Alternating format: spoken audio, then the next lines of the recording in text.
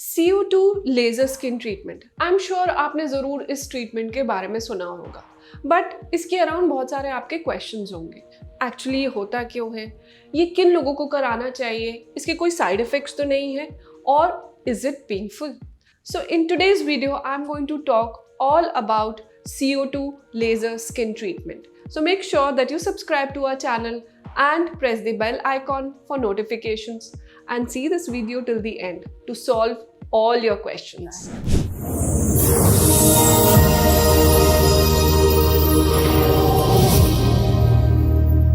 अब CO2 laser skin treatment होता क्या है? CO2 स्किन लेज़र ट्रीटमेंट वो ट्रीटमेंट है जहां पर हम CO2 लेज़र यानी कार्बन डाइऑक्साइड लेज़र का यूज़ करते हैं। अब कार्बन डाइऑक्साइड लेज़र एक एब्लेटिव लेज़र ट्रीटमेंट है।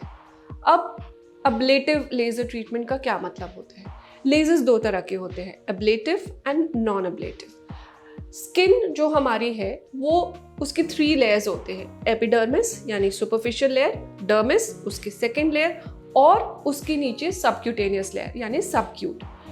जब हमारा लेज़र पूरी एपिडर्मल लेयर को हटा दे तब उसे एब्लेटिव लेज़र कहते हैं। इसमें इस कैटेगरी में CO2 लेज़र सबसे ऊपर आता है। सेकंड है हमारे नॉन एब्लेटिव लेज़र्स, यानी कि वो स्किन पे इफेक्ट तो करते हैं लेकिन सुपरफिशियल लेयर एपिडर्मिस को हटाते नहीं है, रिमूव नहीं करते।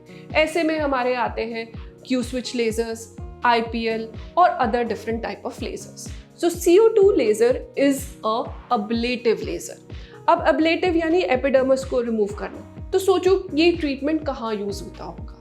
ये ट्रीटमेंट उन लोगों के लिए यूज होता है जहाँ पर डीप रिंकल्स है, जहाँ एजिंग स्किन है, जहाँ हमारे एक्ने स्कार्स है, जहाँ सन डैमेज स्किन है या माइल्ड टू मॉडरेट हाइपरपिगमेंटेशन है, वहाँ पर भी ये ट्रीटमेंट यूज़ होता है। एक्सीडेंटल स्कार्स के लिए भी ये ट्रीटमेंट यूज़ हो सकता है।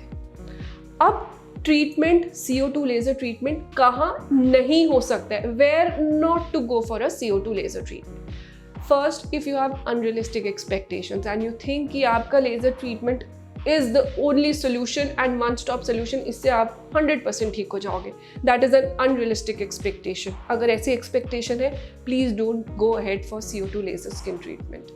Second is, अगर आपको कोई बैक्टीरियल या वायरल इन्फेक्शन है तब ये हम नहीं करते। डार्क स्किन टाइप्स जहाँ पर पोस्ट इन्फ्लेमेटरी यानी प्रोसीजर के बाद PIH या हाइपरपिगमेंटेशन होने के चांसेस हैं, उस स्किन टाइप में ये ट्रीटमेंट्स एडवाइजेबल नहीं है। अगर आपने आइसोट्रेटिनोइन डेरिवेटिव्स लास्ट 6 मंथ्स में लिए हैं तो भी CO2 लेजर स्किन ट्रीटमेंट नहीं किया जा सकता। If your skin has a tendency to produce a keloid या हाइपरट्रोफी या इंक्रीज्ड स्कार प्रोडक्शन करती है तो भी आपको इस ट्रीटमेंट के लिए नहीं जाना चाहिए। अब कुछ क्वेश्चंस आते हैं ट्रीटमेंट के अराउंड। सबसे पहले, is the treatment painful? No, the treatment is not painful. During the treatment आपके सरफेस जहाँ पे भी हमें CO2 लेज़र करना है उसको नम कर दिया जाता है। डिपेंडिंग एरिया अगर बड़ा है तो सरफेस एनेस्थीसिया यूज़ करते हैं यानी कि नंबिंग क्रीम, और कई बार हम नर्व ब्लॉक्स भी दे सकते हैं। तो ड्यूरिंग द प्रोसीजर आपको कोई पेन नहीं होता।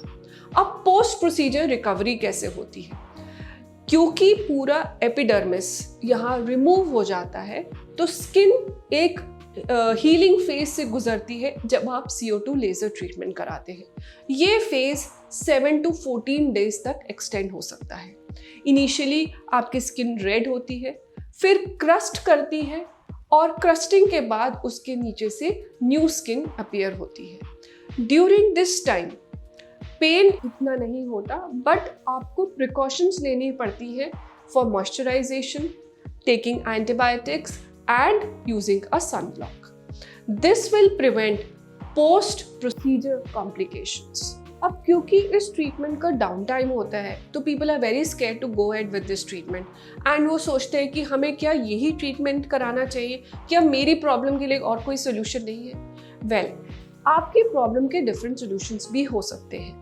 फॉर एग्जाम्पल, अगर हम एक्ने स्कार्स को देख रहे हैं तो वहाँ पर आप MNRF के लिए जा सकते हैं, TCA क्रॉस पील्स के लिए जा सकते हैं, या डिफरेंट कॉम्बिनेशंस के लिए भी जा सकते हैं। अगर आप सन डैमेज या रिंकल्स के लिए देख रहे हैं तो वहाँ पर 60 to 80% improvement CO2 fractional laser से हमने देखा है. So that could be your first choice, but if you're a busy individual, then you can go for Botox and fillers also, or you can go for plasma fillers also. Vampire facial भी वहाँ पर काम कर सकते हैं. तो depending कि आपकी रिक्वायरमेंट क्या है और उसके हिसाब से आपकी एक्सपेक्टेशन क्या है, treatment can be decided. CO2 laser skin treatment definitely has a small downtime and the results can vary from person to person. So before going ahead with this treatment, make sure that you consult your doctor and they answer all your questions. So आज मैंने सारे common questions जो CO2 laser skin treatment के around है वो answer करने की कोशिश की है. But you might have a question which I have not answered. Please feel free to write in the comment box and we will make sure that we answer your question. So till the next time, stay healthy and stay safe.